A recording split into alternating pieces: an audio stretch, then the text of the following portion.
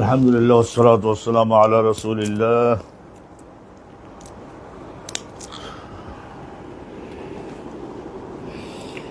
حدثنا عبد الله بن أبي شيبة قال حدثنا جعفر بن عون قال حدثنا سفيان عن أبي إسحاق عن عمرو بن ميمون عن عبد الله بن مسعود।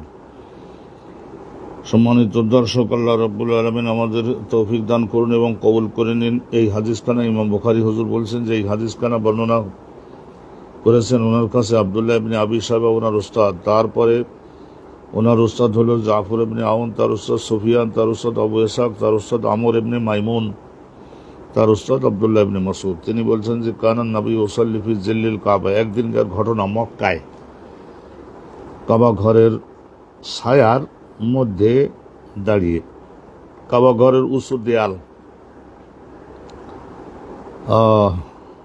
তার একটা ছায়া থাকবে, কাবা ঘরের ছায়ার মধ্যে রাসূলুল্লাহ সাল্লাল্লাহু আলাইহি ওয়াসাল্লাম নফল নামাজ বা ধরে নিন ফরজ নামাজ নবী করিম সাল্লাল্লাহু আলাইহি ওয়াসাল্লাম একা একা পড়তেছিলেন। তার মানে এটা নফল নামাজ, এক ধরনের নামাজ হবে।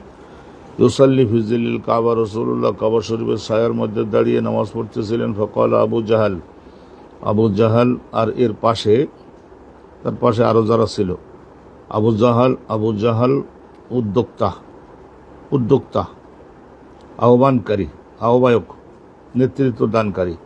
আবু জাহাল বলল, ওয়ানাসুম মিন কুরাইশ সম্প্রদায় আরও বড় কয়েকজন কাফের তার সঙ্গের সাথে আশেপাশে আছে। তো ওয়ানহিরাত জুজুরুন বেনাহিয়াতে মক্কা। আর আবদুল্লাহ বিন মাসউদ বলছেন যে নহেরাত জাজুর, একটা উট জবাই করা হয়েছিল, উট জবাই করছে বা উটের বাচ্চা হয়েছে, অন্য রেওয়ায়েতে আছে।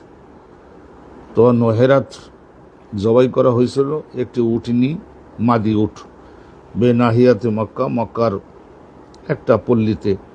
ফারসালু, তো ওখানে একটা লোক পাঠালো, ফাজা মিন সালাহা, তা এই ব্যক্তি গিয়ে, মানে সবাই ফাজা তারা সকলে গেল এবং এই উটের, মাদি উটের পেটে বাচ্চা ধারণের সময়ে ওখানে একটা পানি ধারণের জন্য একটা জলান, আমরা বাংলায় বলি জলান, জল শব্দ থেকে জলান, জল ধারণ করে রাখে।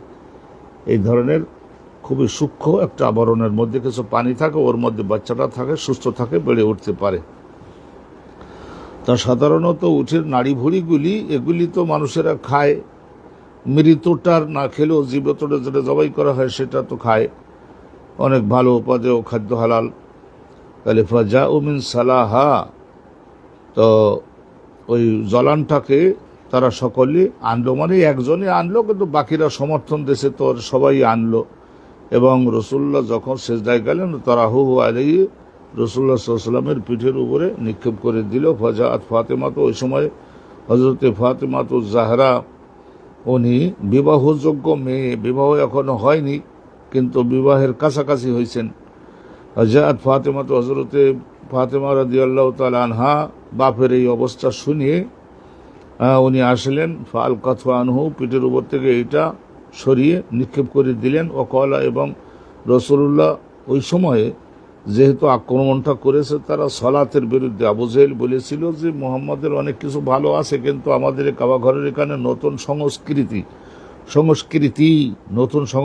প্রতিষ্ঠা করতে দেব না।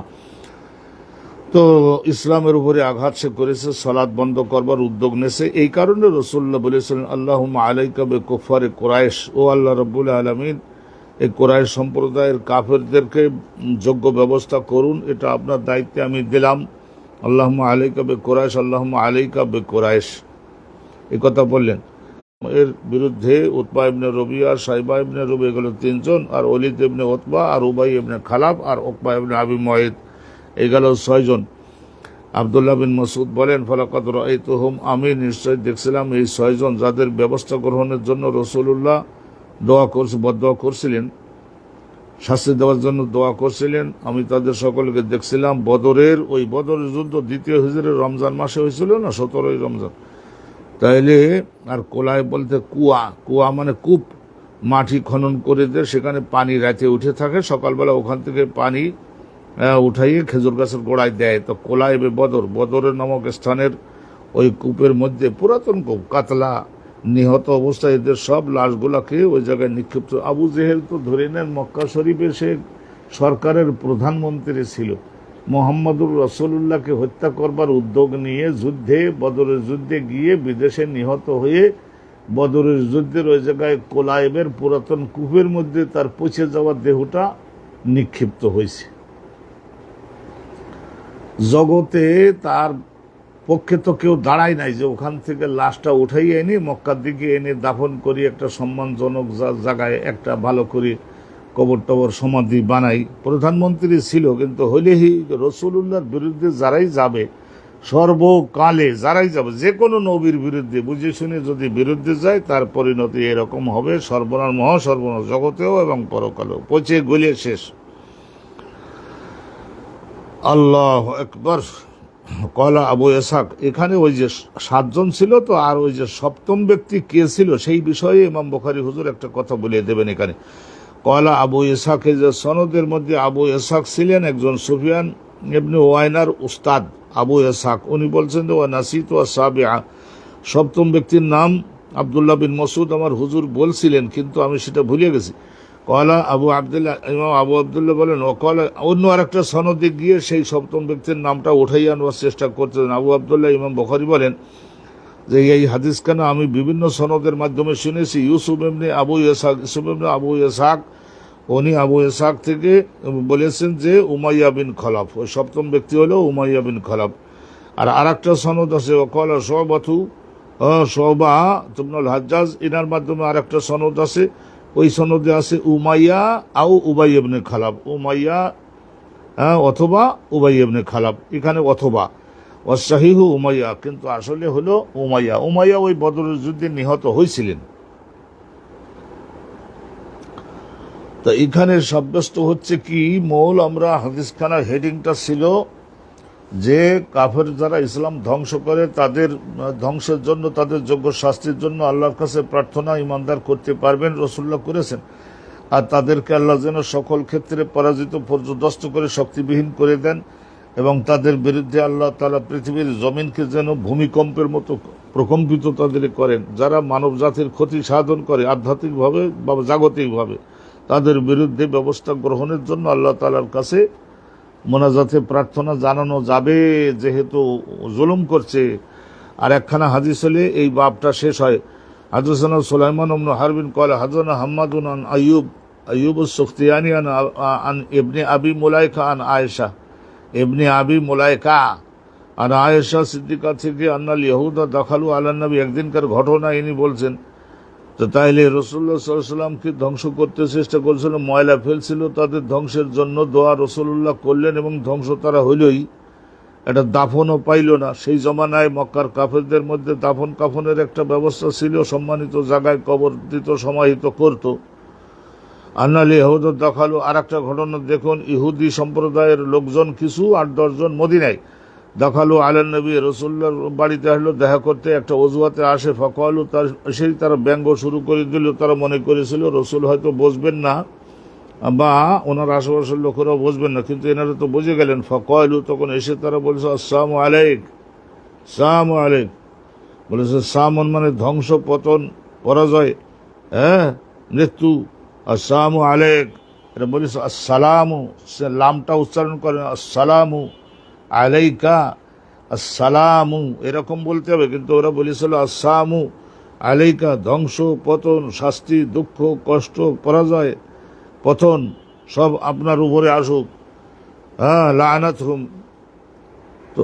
তো হযরতে আয়েশা সিদ্দিকা রাদিয়াল্লাহু তাআলা আনহা, উনি বুঝে ফেললেন, তো বয়স কম, ওর কানের শক্তি বেশি, বুঝে ফেললেন যে ওরা কত ধ্বংসাত্মক কথা নবীর বিরুদ্ধে বলেছে। ওয়া লাআনাতহুম, তো অতএব আয়েশা সিদ্দিকা সঙ্গে সঙ্গে লাআনত দিলেন ওদের বিরুদ্ধে, লাআনাতুল্লাহি আলাইকুম, এই কথা নবীর বিরুদ্ধে বলবার জন্য ওখানে আয়েশা ওনার বাড়িতে। ওয়াকালা মা লাকে, এরা সব কথাবার্তা বলে। রসুল্লাহ তো ধৈর্যের পাহাড়, রসুল্লাহ সাল্লাল্লাহু আলাইহি ওয়াসাল্লাম সুন্দরভাবে তারা যেসব বিষয় নিয়ে আলোচনা করতে আসছিল আলোচনা শেষ করে দিয়ে চলে যাওয়ার পরে তো রসুল্লাহ বললেন, মা লাকে, তোমার হইল কি? কলাত, এরকম হ্যাঁ, লানত দিয়ে দিলে ওদের উপরে, জীবন্ত কয়েকজন মানুষের উপরে। আয়েশা সিদ্দিকা বলেন, আওয়ালাম তাসমা মা কালু, তাহলে আপনি কি শুনলেন না ওরা বলল কি? কয়লা, তার রসুল্লাহ সাল্লাহ আলাইসাল্লাম তখন বললেন যে ফালাম তাসমাই মা কুল, তো আমিও কি বললাম সেটা তুমি শুনলে না? তো রসুল্লাহ সাল্লাহ আলাইসাল্লাম রহমাতুল্লিল আলমিন তিনি বলেছিলেন, আলাইকুম, যে জিনিস তোমরা আমার উপরে দিলে ওই জিনিস তোমাদের সকলের উপরে হোক।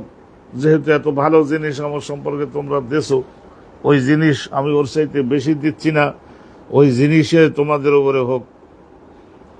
রসুল্লাহর উপরে যারা ক্ষতি সাধনের চেষ্টা করবে, ওনার ভাবমূর্তি, ওনার মান মর্যাদা, ওনার প্রতিষ্ঠিত সত্যটার বিরুদ্ধে যারা অবস্থান নেবে, তাদের ধ্বংসের জন্য অবশ্যই দোয়া করা যাবে, চেষ্টা করা যাবে, উদ্যোগ নেওয়া যাবে, এগুলি সব যাবে। ইসলামটাকে ঠিক রাখতে হবে, বাকি সাইডের আর কোনো কথা নাই।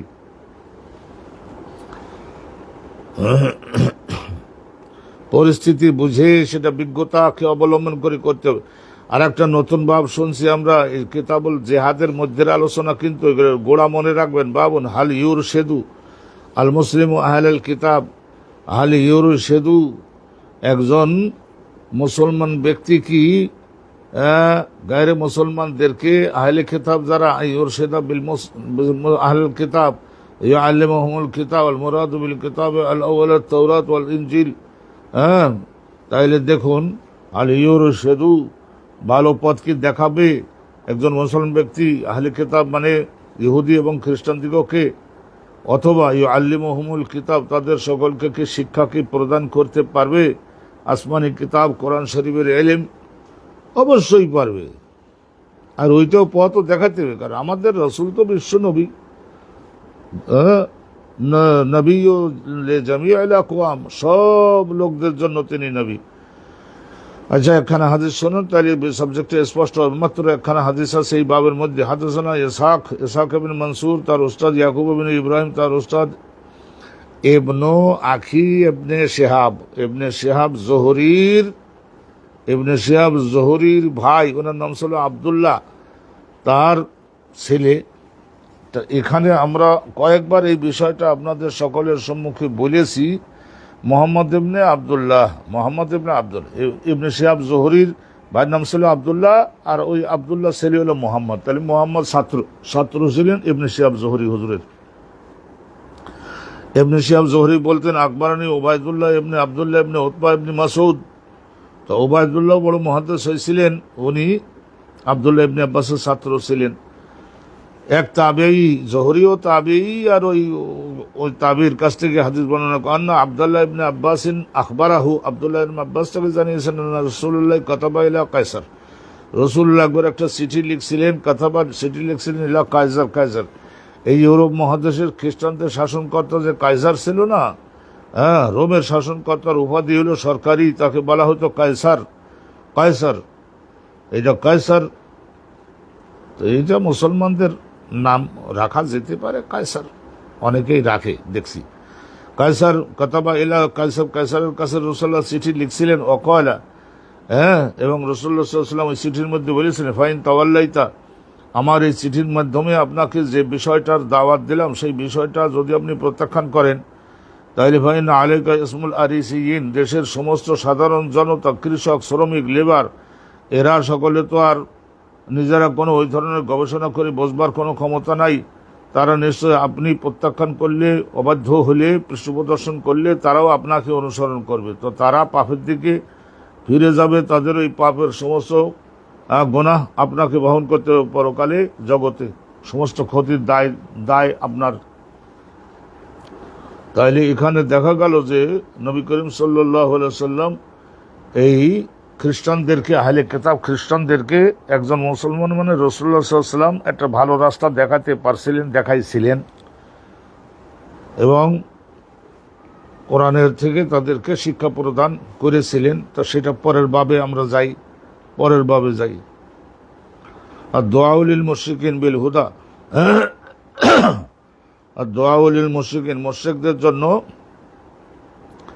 মুশরিকদের জন্য দোয়াও করা যাবে, দাওয়াতও দিতে হবে, দোয়াও করা যাবে। দাওয়াত ইসলামের ব্যাখ্যাটা পরিষ্কারভাবে বোধগম্যভাবে তাদের কাছে তুলে ধরা, হেদায়েতের বিষয়টা গ্রহণের জন্য তাদের দাওয়াতও দিতে হবে এবং দোয়াও করতে হবে যাতে তাদের বুঝবার এবং গ্রহণ করবার তৌফিক হয়। আল্লাহ ফাহম, তো এর মাধ্যমে আরেকটা জিনিস হবে, জগতে যে উলফত মানে হৃদ্যতা, সুসম্পর্ক প্রতিষ্ঠিত হবে।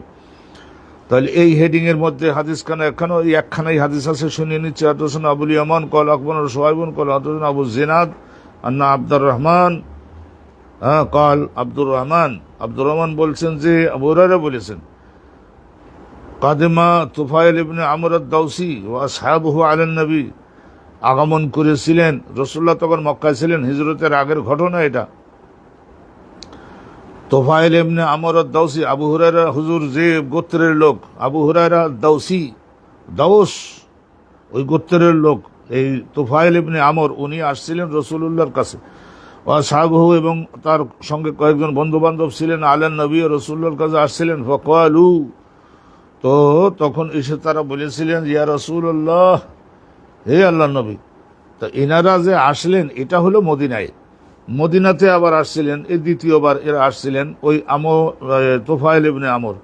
তাই সে বললেন যে ইন্না দাউসান আসাদ, এ দাউস কবিলার লোকেরা আল্লাহর অবাধ্য হয়েছে, আমরা ইসলাম কবুলের দাওয়াত দিয়েছিলাম, অনেকেই মান্য করে নাই, ও আবাদ ইসলাম কবুল করতে অস্বীকার করলো, প্রত্যাখ্যান করেছে। ফাদউল্লাহ আলাইহা, তাদের ধ্বংসের জন্য আপনি একটু দোয়া করে দিবেন।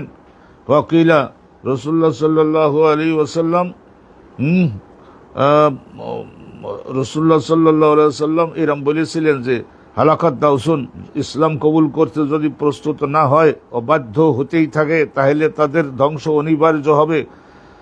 ফাকালা, তো রাসূলুল্লাহ সাল্লাল্লাহু আলাইহি ওয়াসাল্লাম এরপরে আবার বলেছিলেন, ফাকিলা হালাকাত দাউসুন, সাইডের থেকে একজন এই বদদোয়া করেছিল, হালাকাত দাউসুন।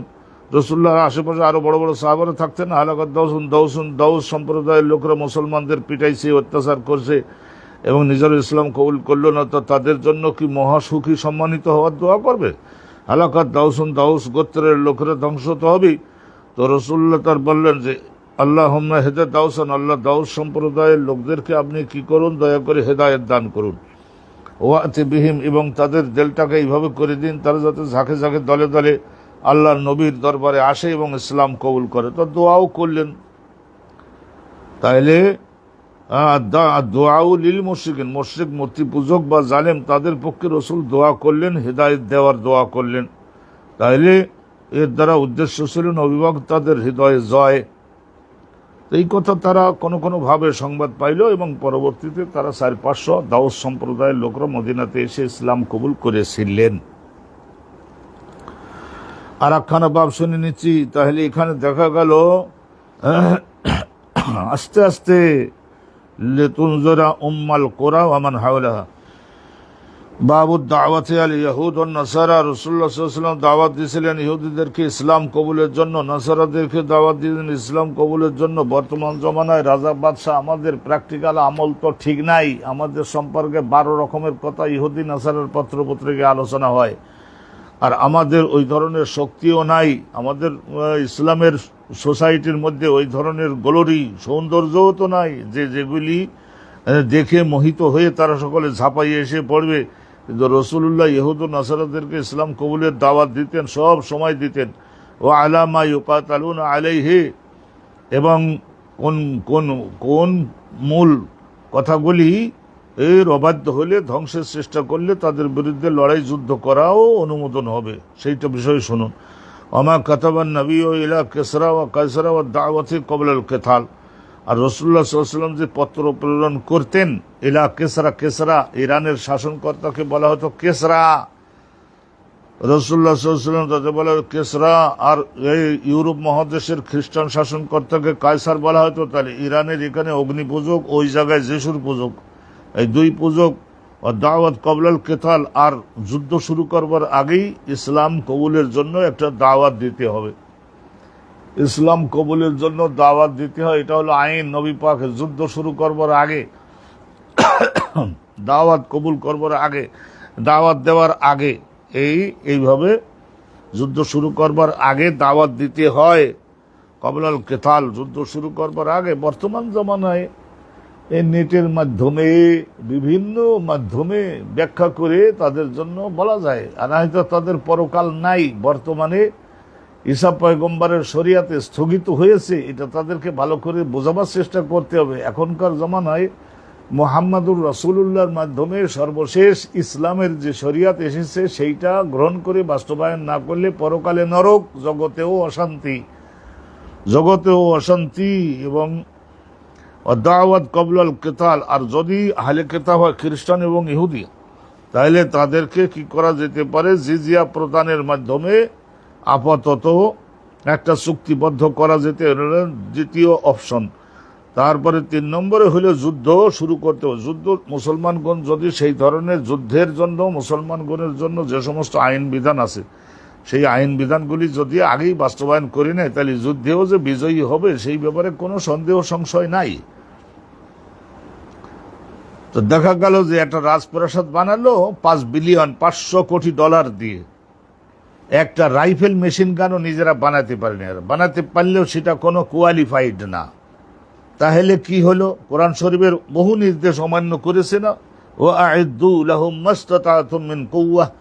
এই সমস্ত বিষয়গুলির মাধ্যমে অস্ত্রপাতি ও মুসলমানের কাছে যে অস্ত্র থাকবে, যে হাতিয়ার থাকবে, আবিষ্কার থাকবে, সেটা অন্যদের কাছে থাকতে পারবে না। এই রকমই না হওয়ার কথা ছিল। ওয়া আ'ইদ্দু লাহুম মাসতাতা'তুম মিন কুওয়াহ।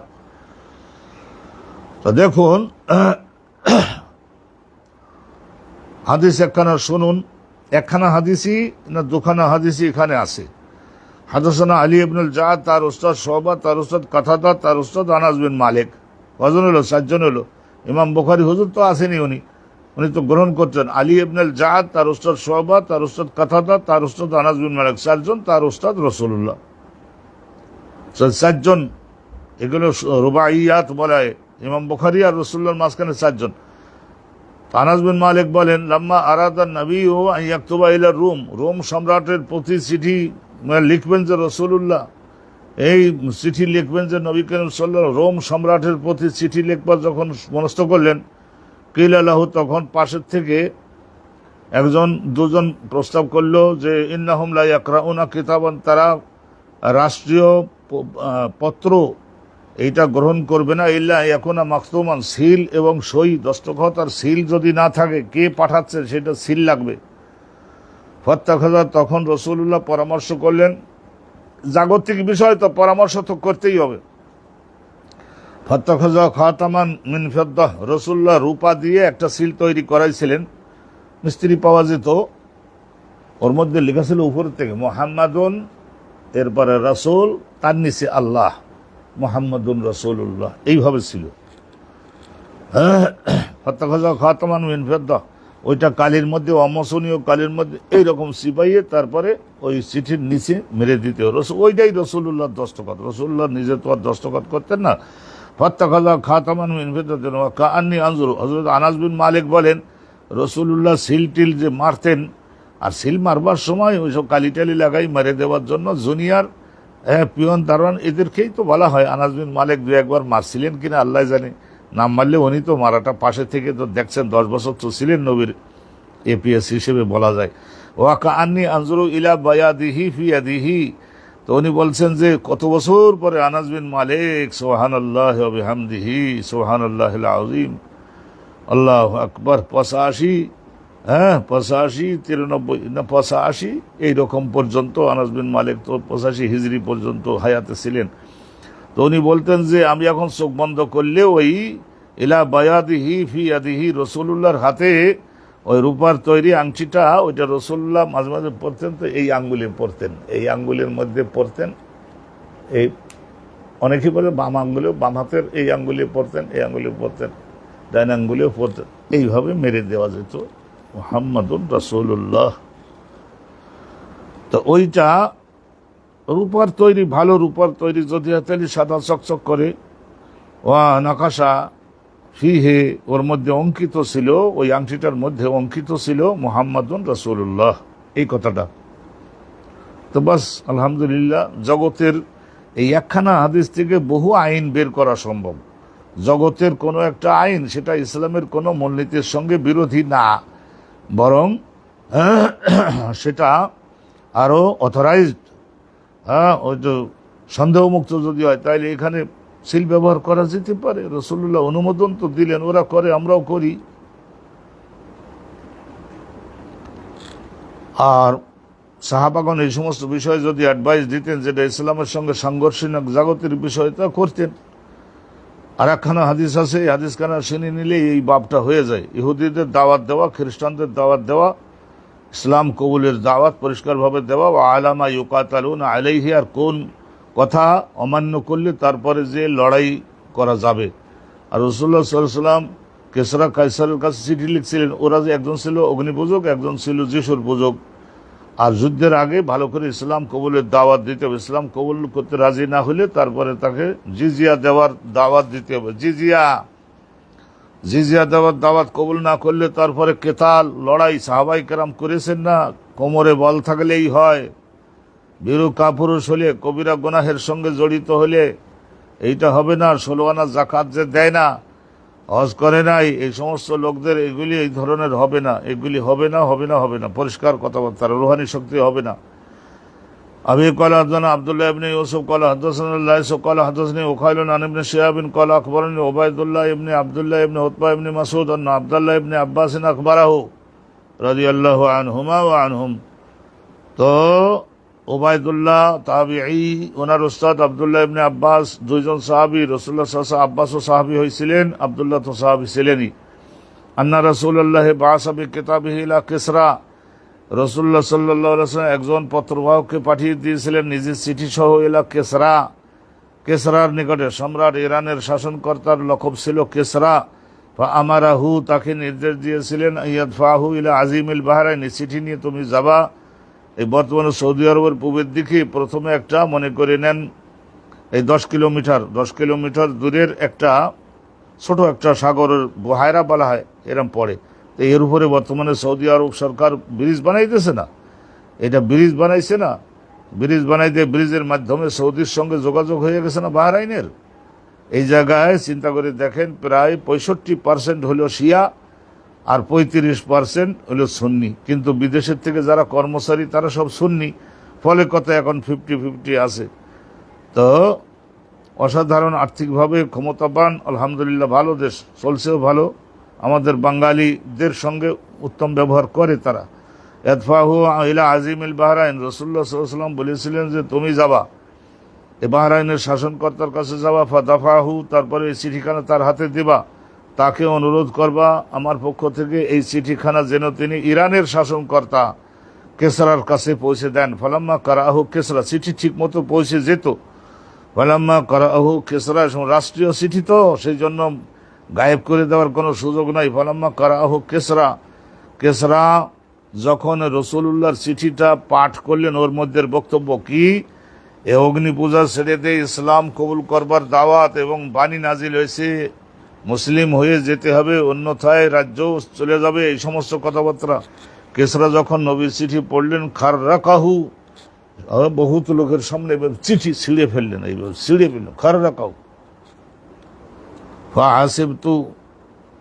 ফাহাসিবতু আন্না সাঈদ ইবনে আল মুসাইয়্যিব قال ওয়াহাসিবতু, এখানে হাসিবতু এখানে সনদের মধ্যে রয়েছে, ওই সনদের মধ্যে রয়েছে সনদের মধ্যে রয়েছে কি আছে, আব্দুল্লাহ ইবনে ইউসুফ قال حدثنا الليث তার উস্তাদ ওকাইল আন ইবনে শিহাব যুহরি قال আখবরনি উবাইদুল্লাহ তার আব্দুল্লাহ ইবনে আব্বাস। তো সাঈদ ইবনে আল মুসাইয়্যিব আর একজন তাবিঈ, ওয়াহাসিবতু আমি ধারণা করি সাঈদ ইবনে আল মুসাইয়্যিব উনি তাবিঈ, উনি বলেছিলেন কলা ওয়ান সাঈদ ইবনে হাসিবতু আন্না সাঈদ ইবনে আল মুসাইয়্যিব কল, সাঈদ ইবনে আল মুসাইয়্যিব বলেছিলেন, কল আর ফাইল সাঈদ ইবনে আল মুসাইয়্যিব। ফাদা আলাইহিমুন নবী, রাসূলুল্লাহর চিঠি যখন ছিঁড়ে ফেলল, মর্যাদা হানি করলো, দিলে কষ্ট যাওয়ার স্বাভাবিক।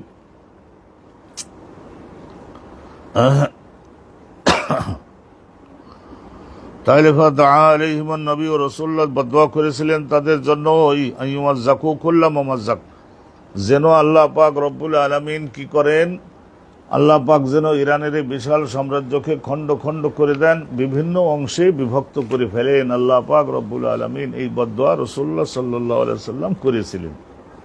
করা যাবে? আরে করা যাবে, শুধু তো না, এটা তো হলো দোয়া, কথার সাহায্যে তাদের ধ্বংসই করে দেওয়া যাবে। ইসলামকে বিজয়ী করবার জন্য তাদেরকে যুদ্ধের মাঠে পরাজিত করে যতটুকুকে হত্যা করা লাগে করা যাবে। এই গাজা এলাকা ইহুদি মিলিটারিরা 60,000 70,000 হত্যা করলো না? 80,000-এর মতো বাড়ি ধ্বংস করলো না? জুলুম করলো কিনা?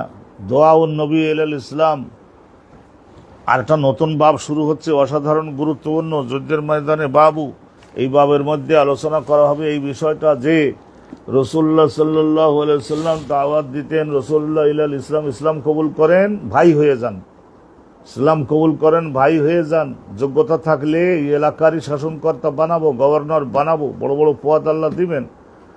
দোয়া উন নবী, রাসূলুল্লাহ সাল্লাল্লাহু আলাইহি ওয়াসাল্লাম দাওয়াত দিতেন। হ্যাঁ, রাসূলুল্লাহ সাল্লাল্লাহু আলাইহি ওয়াসাল্লাম দাওয়াত দিতেন। ওই কেসারের কাছে যে চিঠি পাঠাইছিলেন ওর মধ্যেও রাসূলুল্লাহ ইসলাম কবুলের দাওয়াত দিছিলেন, এবং কায়সারের কাছে ওটাও ইসলাম কবুলের দাওয়াত দিছিলেন। যুদ্ধের ময়দানে, যুদ্ধ শুরু করবার আগে মাঠে ময়দানে দাঁড়াইয়েও দাওয়াত দিতে হবে, ওয়া আল্লাহ ইয়াত্তাখাযা বা'দুহুম বা'দান আরবাবাম মিন দুনিল্লাহ। আর ওর মধ্যে বলা হয়েছিল এই বক্তব্যটাও যে একজন মানব যেন অন্য আরেকজন মানুষকে, একজন মানব যেন অন্য আরেকজন মানবকে যেন মেনে না নেয় রব হিসেবে। রব শব্দটার তিনটা অর্থ, এক হলো সৃষ্টিকর্তা, সৃষ্টিকর্তা হিসেবে তো মানা যাবেই না। আরেকটা হলো রিজিক দাতা, রিজিক দাতা হিসাবেও মানা যাবে না। তো রিজিক দেওয়াটা এখানে আবার দুইটা অর্থ আছে। রিজিক দাতা, তো এক তো হলো খাদ্য, কাপড়, এই সমস্ত, পানি, বাতাস, আগুন, মাটি, এই সমস্ত দাতা হিসাবে মানা যাবে না। আবার অনেকেই আরও বিভিন্ন সূক্ষ্ম ব্যবহার ব্যাখ্যা করেছেন, তো সেইগুলি না ইসলামের আইনের সঙ্গে সাংঘর্ষিক যদি হয়, সুস্পষ্ট আইনের সঙ্গে সাংঘর্ষিক এই রকমের কোনো আইন যদি কেউ তৈরি করে, তাইলে আইন তৈরি করে দেওয়ার মাধ্যমে সে লালন পালনকারী হওয়ার চেষ্টা করছে, তো তাকেও মানা যাবে না। কিন্তু ইসলামের মূলনীতি যদি থাকে সেইটার সঙ্গে কেয়াস করে একটা শাখা সমস্যার বিধান, সেটা তো দিতেই হবে। অন্যথায় বর্তমান জমানায় ইসলামিক ব্যাংকিং পরিচালনা কিভাবে করা যাবে, যেখানে বিস্তারিত আলোচনা আছে, সেটা আমি এড়িয়ে গেলাম। একজন অন্য আর একজনকে আইনদাতা হিসেবে মান্য করবে না। মিন্দুনিল্লাহ, আল্লাহ একমাত্র আইন, কোনটা বৈধ কোনটা অবৈধ, শুকরের গোশত হারাম, আর খাসি, বকরি, ভেড়া, বকরি, দুম্বা এগুলি খাওয়া যে হালাল জবাই করার মাধ্যমে আল্লাহর নাম ঘোষণা করে, তাইলে এই সমস্ত আইন দাতা হিসাবে আল্লাহ বাদে অন্য কাউকে মানা যাবে না। তো ওয়াকাউলুহু তাআলা, এই বক্তব্যটাও চিঠির সারমর্মের মধ্যে এই বক্তব্যটার সারমর্ম থাকতে হবে। মা কানা লি বাশারিন, কোনো মানুষের জন্য আইনগতভাবে সুযোগ নাই। ইউতিয়াহুল্লাহুল কিতাব, আল্লাহ তাকে আসমানি কিতাবের ইলম দিলেন, আসমানি কিতাব নাজিল করলেন তার উপরে। ইউতিয়াহুল্লাহুল কিতাব ওয়াল হিকমা ওয়ান নবুওয়াহ, আল হুকমা ওয়ান নবুওয়াহ ইলা আখিরিল আয়াত। এই আয়াতের শেষে এই অংশটা আছে, ইউতিয়াহুল্লাহুল কিতাব, আসমানি কিতাব তাকে দিলেন, ওয়াল হুকমা, নবুওয়াত দান করলেন, এবং তাকে ক্ষমতাও দিলেন, অনেক বিজ্ঞতা, ব্রেনের বিজ্ঞতা, কলবের বিজ্ঞতা, এই সমস্ত সবকিছু আল্লাহ দান, এগুলি দিলেন। সুম্মা ইয়াকুল লিন্নাস, তারপরে মানুষদেরকে তিনি কি বলতে পারেন, কুনু ইবাদান লি, আমার জন্য ইবাদতকারীতে পরিণত হও তোমরা সবাই, মিন দুনিল্লাহ, আল্লাহ রাব্বুল আলামিনের, এখানে আল্লাহকে বাদ দিয়ে, আর এই একটা অর্থ। আর একটা হলো আল্লাহকেও মানো আর আমাকেও মানো। ঈসা পয়গম্বরের কথা বলা হচ্ছে, আল্লাহকেও মানো উপাস্য হিসেবে, দ্বিতীয় উপাস্য হিসেবে আমি তার পুত্র, আমাকেও মানো সমান মর্যাদা দিয়ে। তাহলে এইটা বলতে পারে? এটা কখনোই বলতে পারে না। আল্লাহু আকবার, আল্লাহু আকবার, একখানা হাদিস হলে তাহলে একটা জিনিস আমরা জানা হবে। আর দ্বিতীয়, এখন সম্মানিত দর্শক মণ্ডলী, এই হাদিসখানা আমরা ওই বাবুল কেতাবুল ওয়াহির মধ্যে আপনাদের উদ্দেশ্যে পড়াইছি, সুন্দরভাবে পড়াইছি। গোড়ার দিকে তো সেখানে আর কোনো রকমের বাচ্চা দেই নাই। আমরা গোড়ার দিকে আপনাদেরকে সুন্দর করে পড়াইছিলাম হেরাক্লিয়াসের এই হাদিসখানা, তা এখন একটু শুনে নিন, শর্ট বলে চলে যাই। মনোযোগ দিবেন কিন্তু দ্রুত যাব, কারণ কি এটা একবার বা দুবার তিনবার পড়ানো হয়েছে। হাদাসানা ইব্রাহিম ইবনে হামজা ইমাম বুখারী হুজুরের শিক্ষক, তার শিক্ষক ইব্রাহিম ইবনে সাদ, তার শিক্ষক হলেন সালেহ ইবনে কাইসান আন ইবনে শিহাব আন উবাইদুল্লাহ ইবনে আব্দুল্লাহ ইবনে উতবা ইবনে মাসউদ আন আব্দুল্লাহ ইবনে মাসউদ আন আব্দুল্লাহ ইবনে আব্বাস। তাইলে উবাইদুল্লাহ হচ্ছেন আব্দুল্লাহ ইবনে আব্বাসের ছাত্র। আন্নাহু আকবরাহু আন্না রাসূলুল্লাহ, নিশ্চয় নবী করিম সাল্লাল্লাহু আলাইহি ওয়াসাল্লাম কাতাবা ইলা কায়সার, ইউরোপের শাসনকর্তা কায়সারের প্রতি রাসূলুল্লাহ খানা চিঠি পাঠিয়েছিলেন, ইয়াদউহু ইলাল ইসলাম, তাকে ওই চিঠির মাধ্যমে, তো সেই আমলে তো আর এই সমস্ত নেট ফেট ছিল না, সেই আমলে তো জানেন টেলিফোনও ছিল না, দাওয়াত দিতে গেলে তো নিশ্চয়ই পত্র লেখার মাধ্যমে দিতে হতো, হাতে লেখা পত্র। ইয়াদউহু রাসূলুল্লাহ সাল্লাল্লাহু আলাইহি ওয়াসাল্লাম তাকে দাওয়াত দিলেন, ইসলাম কবুলের দাওয়াত দিলেন, মহামর্যাদাময় হওয়ার জন্য। জগতে কি আর পাইছে, অনন্তকালে সম্রাট হয়ে থাকতো। ইয়াদউহু ইলাল ইসলাম ওয়া বা'সা বিকিতাবিহি ইলাইহি, আর নবী করিম সাল্লাল্লাহু আলাইহি ওয়াসাল্লাম পাঠিয়েছিলেন নিজের চিঠি বহন করে নিয়ে ওই হেরাক্লিয়াসের কাছে, মা দেহিয়াত আল কালবি, বনু কুলাইব গোত্রের বিখ্যাত সাহাবী দেহিয়া আল কালবিকে বলেন, এই চিঠি নিয়ে তুমি যাও, বুসরার শাসনকর্তার কাছে যাও। সেই বুসরার শাসনকর্তা তার সঙ্গে কায়সারের ভালো সম্পর্ক আছে, ওই চিঠি তার কাছে পৌঁছাইয়ে দেবে। তো ওই যে বুসরার শাসনকর্তা যিনি, তিনি দেহিয়াতুল কালবিকে সঙ্গে নিয়ে গেছিলেন কেন, এই পয়েন্টটা আবার ব্যাখ্যা গ্রন্থে লেখে না, পরিষ্কার লেখে না। যেটা প্রয়োজন সেটা লিখবে না। আর ইসলামের ব্যাখ্যাকারীগণ দেখা যায় যে যেটা প্রয়োজন না, বালু মাটি, তা সেইটাই খুব খনন করতে পারে ওনারা। মা দেহিয়াত আল কালবি, দেহিয়া আল কালবির মাধ্যমে পাঠিয়েছিলেন, বহন করে নিয়ে উনি গেলেন। ওটা রাজা বাদশার মতো ফরেন মিনিস্টারের মর্যাদা ছিল ওনার।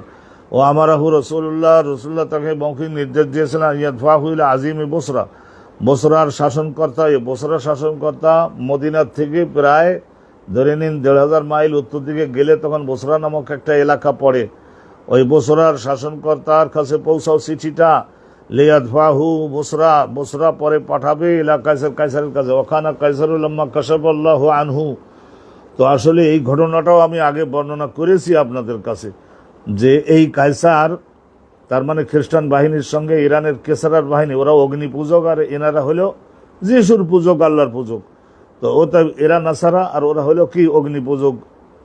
তো অতএব এই শেষ যুদ্ধে এই কায়সারের বাহিনী হেরে গেছিল। তো বলে আল্লাহর ইবাদত করো, তারপরেও হেরে গেল তোমাদের বাহিনী। হেরে গেছিল কি জন্য? এটা ভালো করে একটু শুনবেন। ইরানিরা প্রথম দুবার যুদ্ধ করলো আজরুআতের যুদ্ধক্ষেত্রে, এই দজলা ফুরাত নদীর ওই পাড়ে আজরুআত নামক একটি রণক্ষেত্রে ১০০ বর্গ মাইলের এলাকা, যুদ্ধ করে শক্তি প্রমাণ দেওয়ার উপযুক্ত স্থান। আজরুআতের রণক্ষেত্রে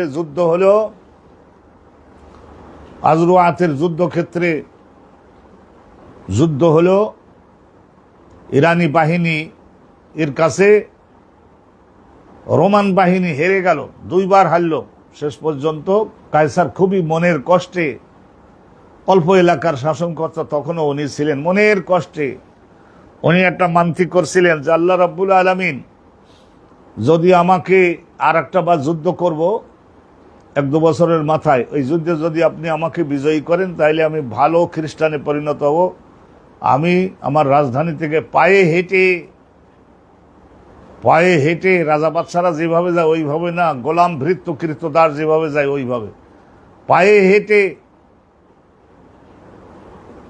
হেঁটে আমি যাব বাইতুল মুকাদ্দাসে, ইলিয়া প্রদেশের বাইতুল মুকাদ্দাসে আমি যাব। ওখানে 40 দিনের মতো আমি ইবাদত কালাম করব, আর লাখে লোকেরে আমি খানা খাওয়াবো, যারা ইবাদতকারী, মুসল্লি, মুত্তাকি, পরহেজগার, এই সমস্ত লোকদের খানা খাওয়াবো। আল্লাহ আপনার কাছে আমি এই সাহায্যটা চাই। তো ঠিকই মানতি করলেন, এবং পরে চূড়ান্ত। আর আগে 2 বার হেরে গেছিলেন, কারণ কি জানেন? সেইটাই বলবার জন্য। আমাদের দেশের নবাব সিরাজউদ্দৌলা যুদ্ধের ময়দানে হেরে গেল কেন? 5,000 মিলিটারি, ও তো গ্রামের এলাকার লোকেরা, কৃষকরা খুন্তা কোদাল দাও কাস্তে নিয়ে আসলেই তো 5,000 লোকের হত্যা করে শেষ করে দেওয়া যায়। ইউরোপ মহাদেশের থেকে এত মিলিটারি হঠাৎ করে আসা তো আর সম্ভব হবে না। তাহলে এখানে সিরাজউদ্দৌলার বিশাল বড় সেনাবাহিনী হেরে গেল কেন? এটা তো খুঁজে দেখেন না? ভেতরে গেল্লত বলে, এই যে মীর জাফর ছিল না, বেঈমান ছিল, শিয়া, সে নিজে গদিতে যাওয়ার লোভে পড়ে তার অধীনে প্রায় 6,000-এর মতো মিলিটারি, কিন্তু সবাইরে বলেছে যতক্ষণ পর্যন্ত আমি অর্ডার না দিই ততক্ষণ পর্যন্ত যদি যুদ্ধ শুরু করো তা জাহান্নামে পাঠাবো। তা জেনারেল যদি বলে থেমে থাকো, কি সর্বনাশ হতে পারে। মীর জাফর আবার আলীও নাম আছে, মীর জাফর আলী খাঁ, আবার খাঁও আছে। কত বড় সর্বনাশ করেছিল এই জাগতিক সুযোগ সুবিধা, ব্যক্তিগত পরিবার প্রতিষ্ঠার জন্য একটা দেশের ক্ষতি সাধন করা। কিন্তু এই সিরাজউদ্দৌলা বহুত আগের থেকে বুঝতে পারছিলেন। সিরাজউদ্দৌলার আপন খালু, বড় খালু আলীবর্দী খাঁ জামাই, কিন্তু বুঝতে পারছিলেন যে সে এত বড় জেনারেল, তাকে ক্ষমতা না দিয়ে অবিশ্বাস করে দিল যে নাতিরে, এই জন্য মনে কষ্টে বলে ক্ষমতা নিয়ে নিব। এই জন্য সব বিদেশি ইংরেজদের সঙ্গে এই ধরনের ষড়যন্ত্রের জালের মধ্যে নিজেরে আটকে ফেললো, যুদ্ধ করলো না। 6,000 মিলিটারি, কত অস্ত্র, ইংরেজ 5,000 মিলিটারি শেষ করে দেওয়া কোনো ঘটনা না। এই যে পলাশির আম্র কাননে, আম্র মানে আম আর কানন মানে বাগান, ভদ্রভাবে বলে না, পলাশির আম বাগানের যে ভীষণ যুদ্ধ হলো, এই যুদ্ধে মুসলমান হেরে গেল, সিরাজউদ্দৌলা শহীদ হলেন। আর মীর জাফরের সঙ্গে ওই কয়েকজন হিন্দু জেনারেল তারাও ওইভাবে ষড়যন্ত্রে লিপ্ত হলো। আর ওই যে রাজপ্রাসাদের মধ্যে যে ষড়যন্ত্র, সেটাও বড় মারাত্মক জিনিস। সেই ষড়যন্ত্র হয়েছিল বিস্তারিত, তার আমি ইতিহাসের পাতা খুলে আপনাদের সামনে নিয়ে বসবো না। এই ধরনের করাতে প্রধান সেনাপতি যখন এইরকম করলো, প্রধান সেনাপতি যদি দেশপ্রেমিক, স্বাধীনতার সুরক্ষা দানের জন্য জীবন লাগলে কোরবানি দিব, এরম যদি না হয়, তাহলে সেই দেশের বাহিনী পরাজিত হবে না তো কি হবে? তারা কি বিজয়ী হবে? রোম সাম্রাজ্যের বাহিনীর মধ্যে জেনারেল যে ছিল, সেই ওই জমানায় 2 কোটি টাকা, সেই আমলের 2 কোটি টাকা ইরানি রাজার কাছ থেকে ঘুষ খেয়ে যুদ্ধ করে নাই, ঢিল দেওয়ার কারণেই ওই প্রথম 2 বার পরাজিত হইতে পারছিল। রোম সম্রাটেরা বুঝতে পারলেন এবং তারে নরকে পাঠালেন, জাহান্নামে পাঠালেন, দেশপ্রেমিক জেনারেল নিযুক্তি দিলেন এবং আর মান্তি করলেন, গুনার কাজ কিছু যদি থাকে তাহলে সেইগুলি ছাড়লেন। রাজা বাদশাদের ধ্বংস করে হারাম উপার্জন, হারাম কামাই, আর অন্যায়ভাবে নিজের পছন্দের লোকজনকে রাষ্ট্রীয় সুযোগ সুবিধা দিয়ে, আর্থিকভাবে সুযোগ সুবিধা দেওয়া, তাদের কাছ থেকে সুযোগ সুবিধা নিজেও খাওয়া। কলবের মধ্যে সমস্ত শক্তি, পবিত্র শক্তি সৃষ্টিকর্তার পক্ষ থেকে, শাসনকর্তার ব্রেনের মধ্যে, কলবের মধ্যে যে সমস্ত শক্তিগুলি নাজিল হয়, সেই শক্তিগুলিকে আল্লাহ রাব্বুল আলামিন বন্ধ করে দেন। তখন সে ঘুম বেড়ে যায় এবং সে শয়তানি কাজের প্রতি আরো ঝুঁকে পড়ে, জেনা ব্যভিচারিতে, মদ খাওয়ায় ঝুঁকে পড়ে, পরাজিত হয় সে।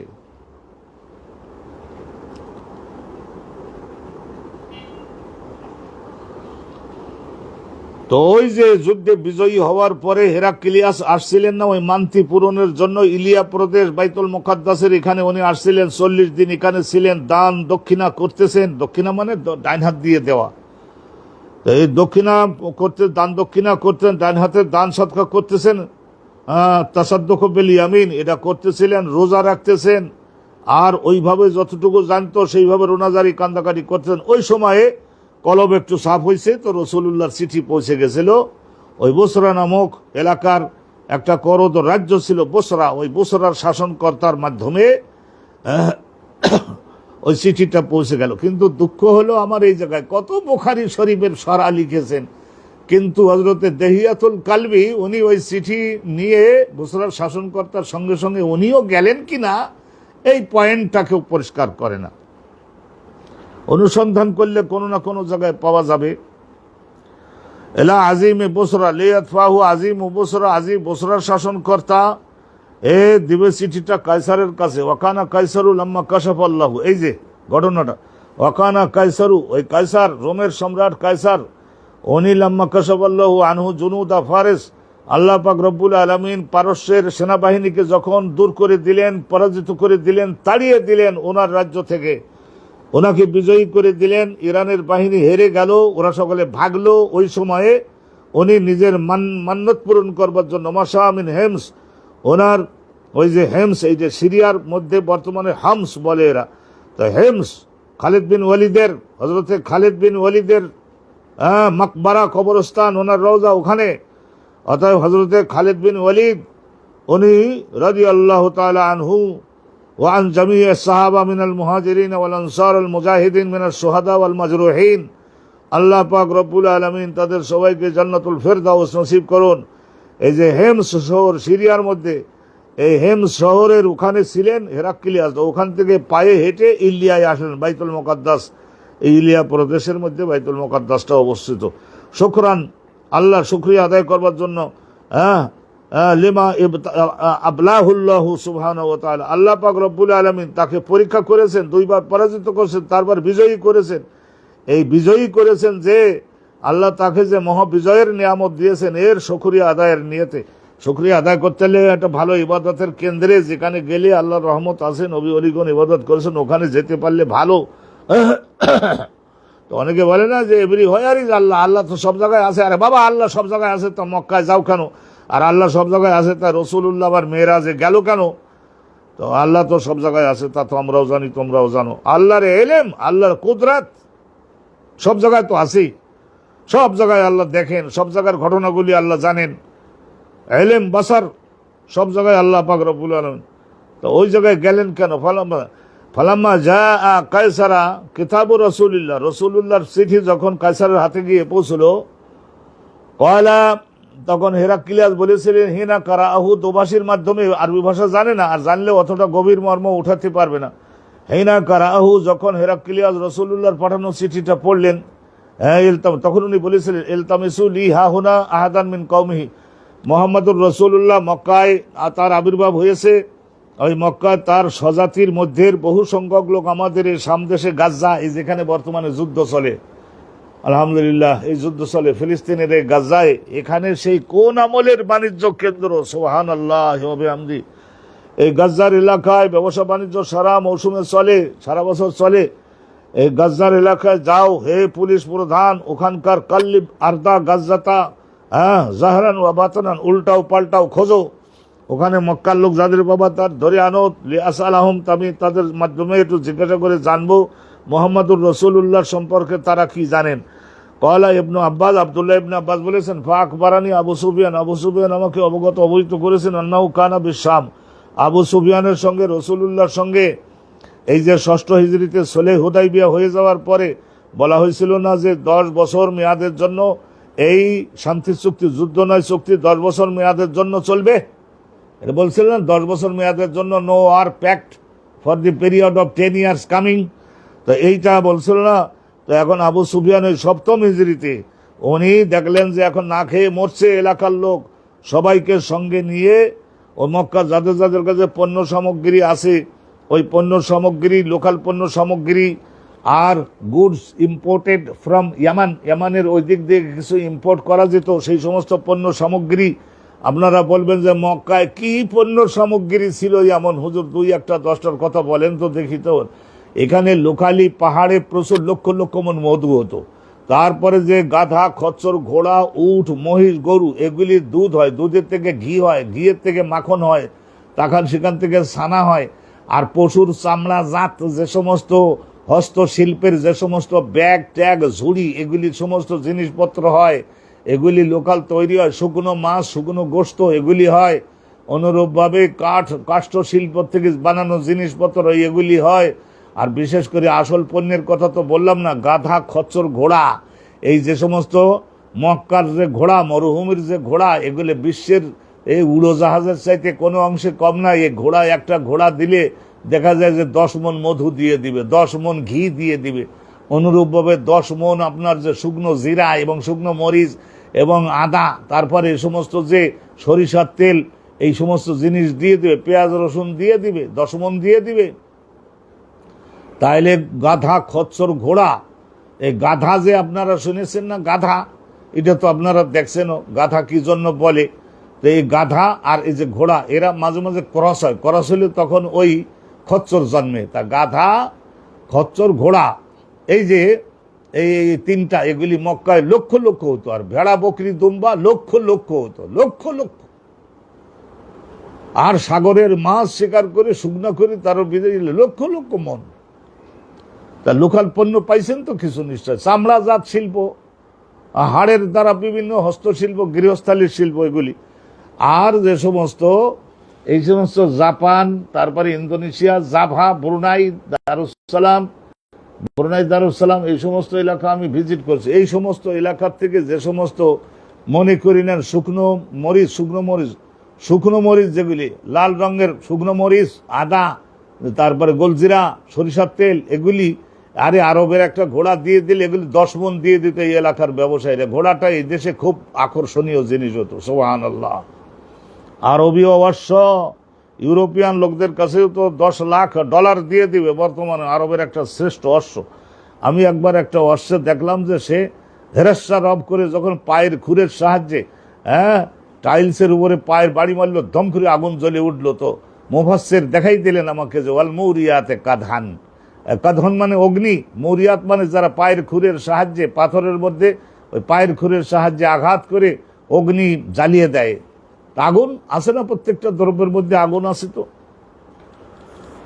একটা আউট কথা বলে দিলাম হাদিসের মধ্যে। ফাকবারানি, আল্লাহ ক্ষমা করুন যদি অপছন্দনীয় হয়। ফাকবারানি আবু সুফিয়ান আমাকে অবহিত করলেন, আন্নাহু কানা বিশাম ফি রিজালিন, যে আমি মানে ওই আবু সুফিয়ান শাম দেশে ব্যবসা করতে গেছিলেন। ফি রিজালিন মিন কুরাইশ সম্প্রদায়ের নেতৃবৃন্দের 150 বণিক সহকারে, কাদিমু তুজ্জারান, তারা আসছিলেন ওখানে তাজের ব্যবসা বাণিজ্য করবার জন্য। তেজারাত মানে বিদেশ বাণিজ্য, আর ক্রয় বিক্রয় এটা হলো লোকাল। তাহলে আলবাইউ ওয়াত তিজারাত, ইমাম বুখারী হুজুর এ সম্পর্কে ক্রয় এবং বিক্রয় দেশে এবং বিদেশে সাগর অতিক্রম করে যাওয়া বিরাট আলোচনা আছে। আলেম ওলামাগণ ব্যবসা বাণিজ্য জানে না, মূল পুঁজি নাই, শুধু কেবল চামড়া কালেকশন আর জাকাত কালেকশন, এইগুলি ইসলামটারে আমরা নামালাম কোন জায়গায় এনে শেষ করত। কাদিমু তুজ্জারান ফিল মুদ্দাতিল্লাতি, ওই মেয়াদের মধ্যে, ওই যে 600 হিজরিতে সুলহ হুদাইবিয়া হয়েছিলেন, ওখান থেকে 10 বছরের মধ্যে তো আবু সুফিয়ান গেছিল 7ম হিজরিতে। আল্লাতি কানাত বাইনা রাসূলিল্লাহি ওয়া বাইনা কুরাইশ বা কুফারে কুরাইশ। ক্বালা আবু সুফিয়ান বলেন, ওয়াজাদানা রাসূল কায়সার, ওয়াজাদানা রাসূল কায়সার, ওই কায়সারের পাঠানো পুলিশ ডিপার্টমেন্টের অফিসাররা খুঁজতে বাজারে নামে খুঁজতে বলে, মক্কার ব্যবসায়ীরা আইছে, কোন বাজারে আছে, অমুক বাজারে আছে। তাদের তো আর মাছ বাজারে পাওয়া যাবে না, তাদের পাওয়া যাবে নিশ্চয় শুকনো যে সমস্ত দ্রব্যাদি, সেইগুলির বাজারে তাদের পাওয়া যাবে। খুঁজতে আমাদেরকে পেয়ে গেল। কায়সারের পাঠানো যে সমস্ত অনুসন্ধানী দল, তারা আমাদের পাইল বিবাজের শাম দেশের কোনো একটা মার্কেটের মধ্যে আমাদেরকে পাইল। ভালো, পাওয়ার পরে রাজদরবারে গিয়ে খাইছে তো নিশ্চয়। তো খাওয়া দাওয়ার জন্য আর রাজদরবারে যাওয়ার জন্য 2-1টা লোক একটু ওস্তাদ টাইপের থাকে। কিছু লোকের আগ্রহ থাকে না, কিছু লোকের আগ্রহ থাকে। তাইলে গেল ওয়াজাদানা রাসূলু কায়সারা, এখানে রাসূলু ফাইল হচ্ছে ওয়াজাদা ফেইলের জন্য। কায়সারের পাঠানো লোকজন তারা আমাদেরকে পাইল বিবাজের সামদেশের একটা বাজারে। ফান্তালাকা বি আবি আসহাবি, আমাকে আর আমার সঙ্গের সাথীজন যাদের সিলেক্টেড, সবাইরে নিলাম না, কিন্তু তাদের মধ্যে ব্যবসার দোকানগুলোতেও চালু রাখতে তো হবে, এগুলো চালু রেখে তারপরে সিলেক্টেড 8-10 জন নিয়ে আমি গেলাম। হাত্তা কাদেমনা ইলিয়া প্রদেশে গেলাম। ফাউদ খেলনা, ও কাছাকাছি, ওখান থেকে কাছাকাছি ইলিয়া প্রদেশের মধ্যে বাইতুল মুকাদ্দাসের ওখানে তো হেরাক্লিয়াস আছে কাছাকাছি। এই গাজ্জা আর ওখান থেকে কাছাকাছি। ফাউদ খেলনা আলাই, আমাদের ওখানে ঢোকানো হলো হেরাক্লিয়াসের সামনে। ফাইজান ওয়াজালিস মুলকিহি, তার সাম্রাজ্যের বিশাল বড় পারিষদ বর্গের সঙ্গে নিয়ে বসে আছেন। ভীষণ কাপড় চোপড় সেরকম গঠন, সেই ধরনের চেয়ার পাতি, টেবিল চেয়ার সেই রকমের। এওয়ালাইহে তাজ, মাথার মধ্যে ওই ধরনের হেরাক্লিয়াসের মাথার মুকুট আছে।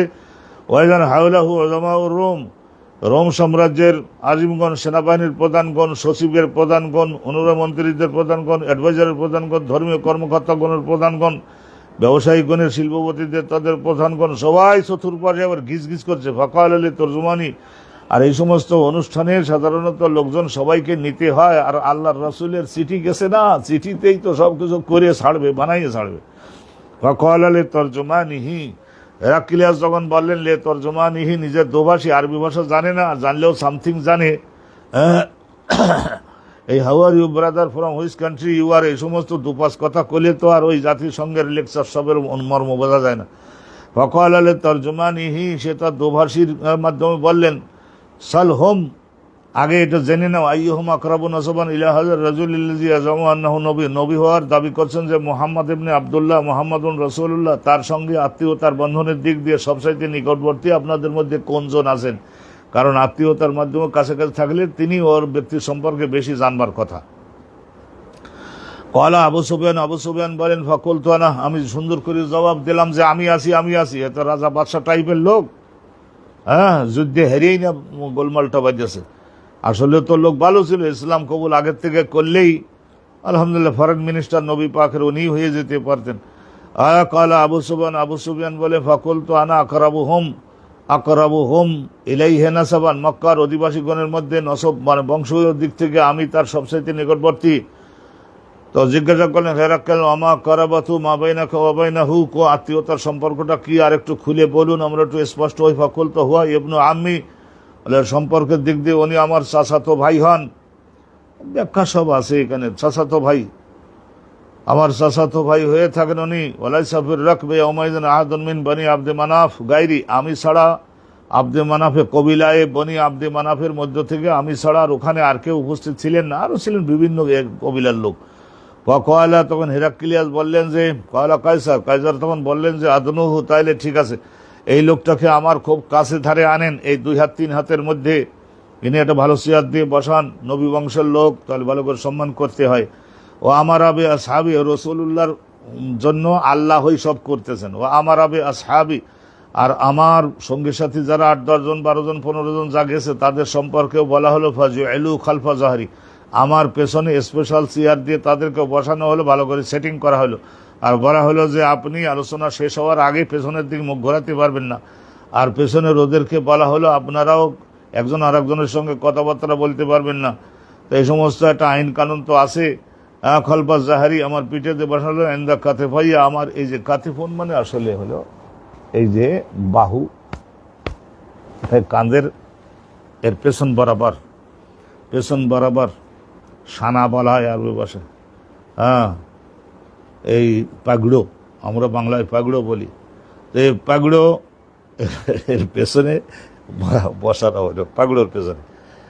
আলহামদুলিল্লাহ রাব্বিল আলামিন। আসলে সব সময় অত উন্নত ভালো বাংলা তো মনে থাকে না, তো আমরা গ্রাম্য কথাটাই বলে দিই, এনা কাতেফাইয়া।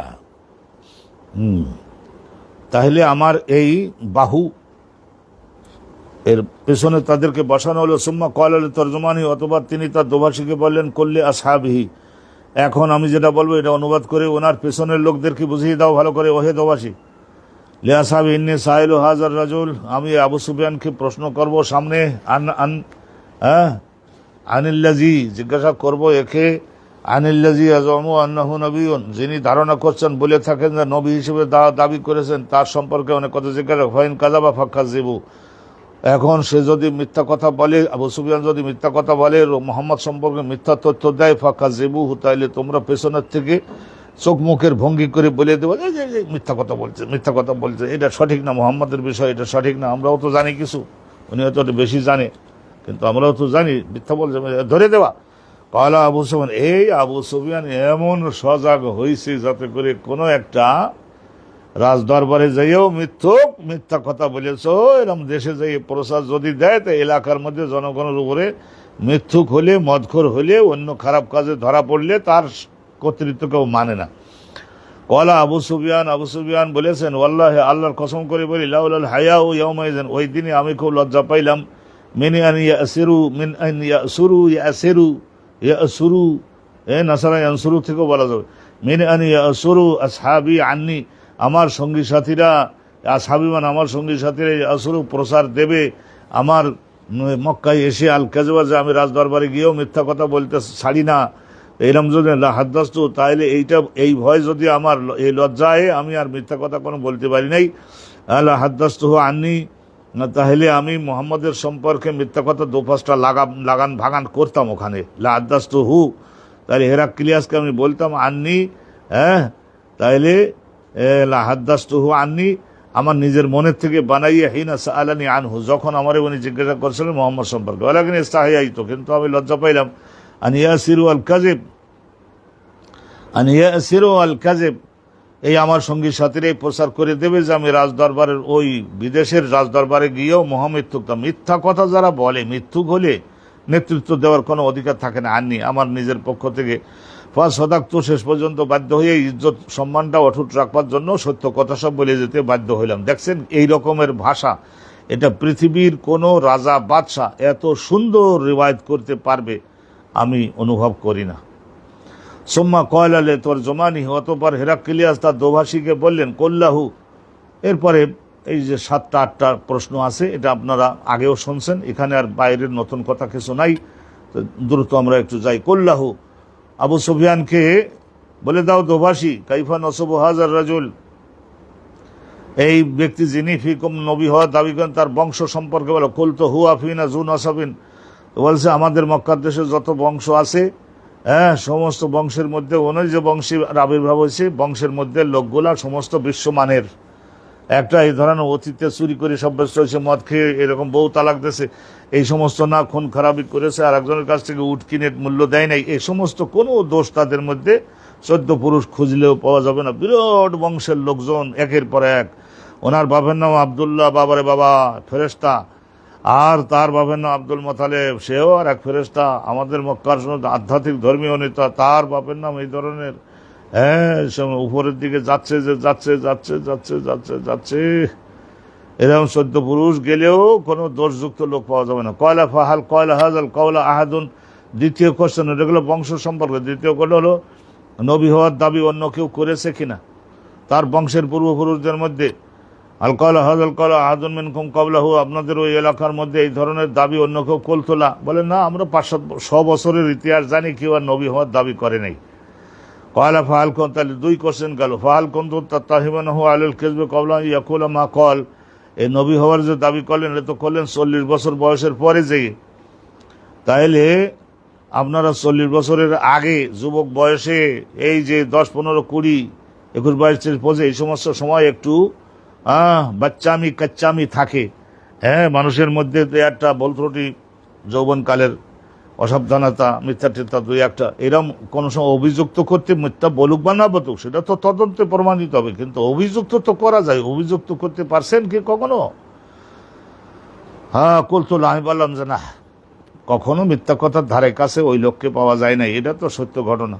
কয়লা ফাহাল কানা মিন আবাইহি মিন মালিক, তার পূর্বপুরুষদের মধ্যে রাজা বাদশাহ কেউ ছিলেন নাকি? কলতোলা, আমি বললাম যে না, রাজা বাদশাহ ছিল না, বিখ্যাত বিখ্যাত ব্যক্তি, অনেক পবিত্র ব্যক্তি, হ্যাঁ, মোটামুটি তারা সম্মানিত, কিন্তু রাজা বাদশাহ বলতে কেউ ওজেডারে বলে সেইটা কেউ ছিল না, সাম্রাজ্যের শাসনকর্তা কেউ হয়নি।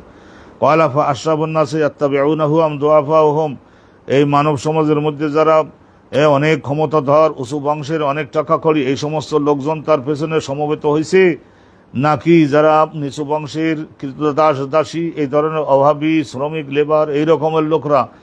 বলতো, তখন আমি একটু চাঙ্গা হয়ে কোমর সোজা করে বললাম দুআফা উন্নাস, লোকজনের মধ্যে যারা শিক্ষায় কম, টাকা কড়িতে কম, নিম্ন বংশের কৃতদাস, এইরকম ধরনের লোকজন, দুআফা উন্নাস, এইগুলি বেশি।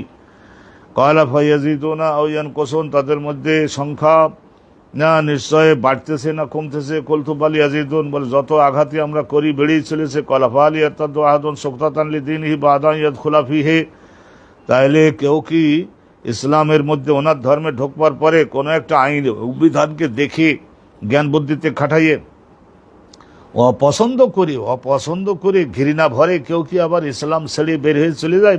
বা'দা ইয়াদখুলা ফীহি, ইসলাম ধর্মে ঢোকবার পরে। কলতুলা, মানে কত একটা ইসলাম ত্যাগ করাবার জন্য বিলালকে কত মার দিল উমাইয়া, আর আমি কত মার দিলাম ইয়াসিরকে আর ওই সুমাইয়াকে, কত মার যে দিয়েছি, জীবন দেব কিন্তু কলেমা ত্যাগ করবো না, একজনেরও পারা যায়নি।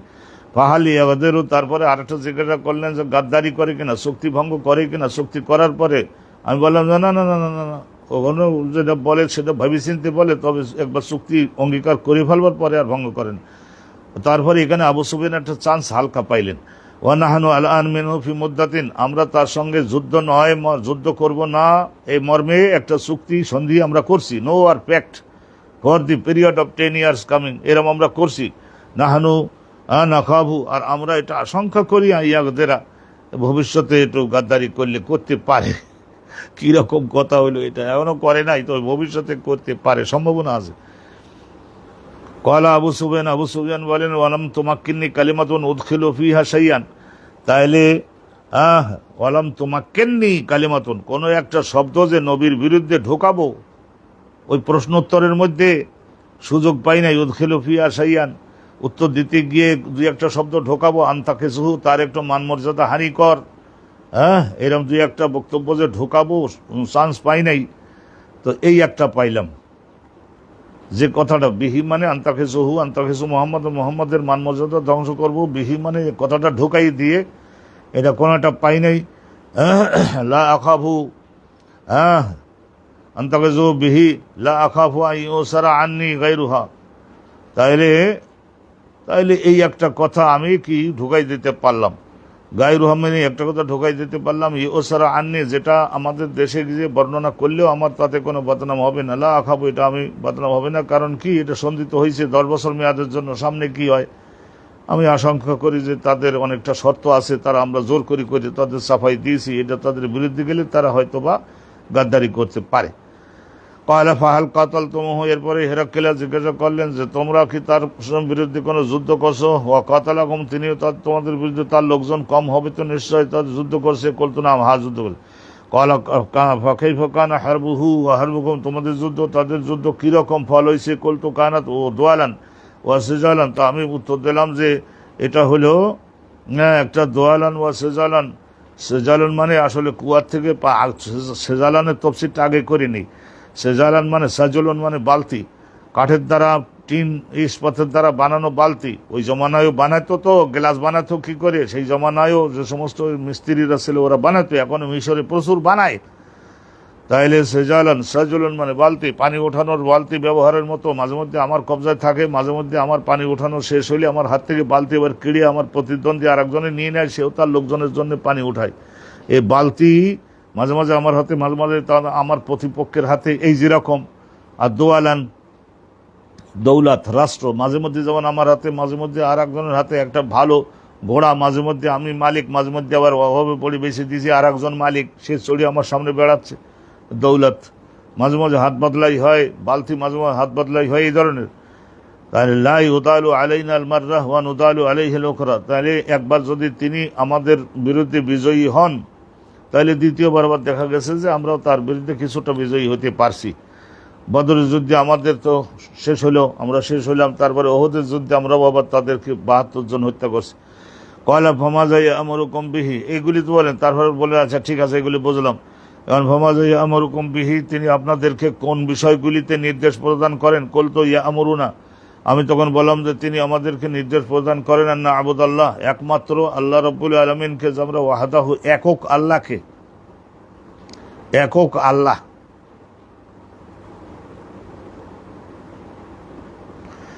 একমাত্র আল্লাহ পাক রব্বুল আলমিনের যেন আমরা তৌহিদটা বিশ্বাস করি। আর ওয়ালা নুশরিকা বিহি শাইআন, আল্লাহর শরীক আছে এই কথাটা আমরা বিশ্বাস যেন না করি, এই একটা মূল। ওয়ানহানা আম্মা কানা ইয়াবুদু আবাউনা, আর আমাদের বাপদাদা পূর্বপুরুষ জ্ঞানীগুণী তারাও কম ছিল না, তারা সকলে যে সমস্ত বিভিন্ন দেবদেবী মূর্তির, সূর্যের, সাগরের, এই সমস্ত বিভিন্ন মূর্তির পূজা অর্চনা করে এসছে, সেইগুলি যাতে আমরা না করি, আমাদের নিষেধ করে, এগুলি করতে পারবে না। ওয়া আমরুনা, আর আমাদের আরও নির্দেশ দেয়, তার মানে শিরক বর্জনের জন্য, তৌহিদ গ্রহণের জন্য নির্দেশ দেয়। এটা হলো বেসিক অফ ইসলাম।